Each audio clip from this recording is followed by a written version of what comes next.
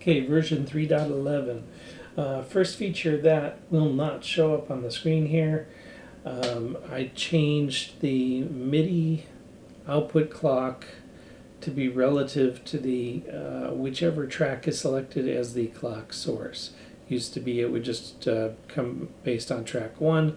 Now it follows the clock source just like internal sync does.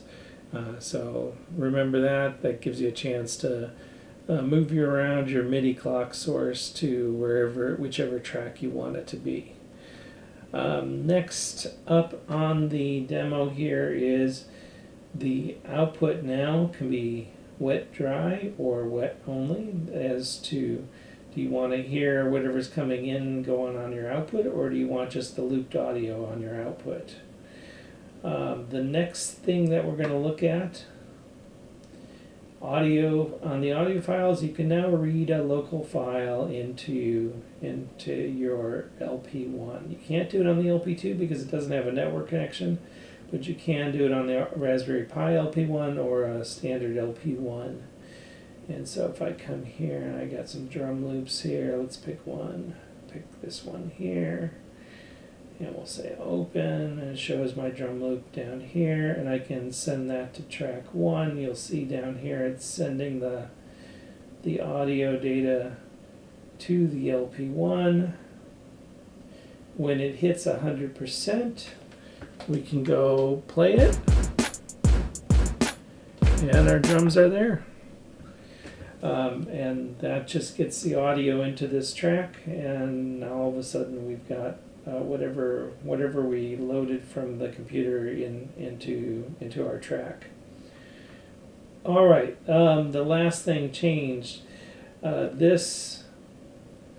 We now have a representation of the control pad, just like I have over here on the lower right screen here. I have it on the computer as well, so I don't necessarily have to have this device over here anymore, because now I have the device on the computer screen, so I can click on the buttons.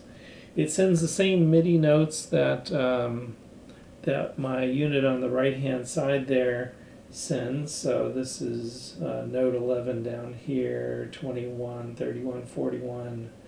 It goes 11, 12, 13, 14 this way. And if you go look up what this guy does for MIDI notes, that's what this guy on the screen does for MIDI notes. So I can go and select my tracks just like I have.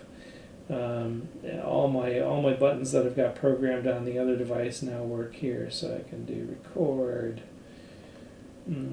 here. I can go do all kinds of funny things. I can play my drums that I put in there, and it all works from here now. So, and then finally I've got an erase button set up right there, and whatever you've got programmed in here, you can go ahead and you can hit this here and go to the main, and you'll go, note 71, and that's I must have remembered the note numbering wrong. But anyway, yeah, I can come to 71, 81. So that should be 81 now, yeah. And if I come over, control pad down here is 11. Yeah, note 11. So I can go program the control pad the same way I do the external pad, just by pushing the button and coming over to this window, and I can go set up my functions. So that's it for 3.11. The MIDI clock, the wet dry, wet only output, the audio load function, and the new control pad on the Looperlative configure application. Thank you.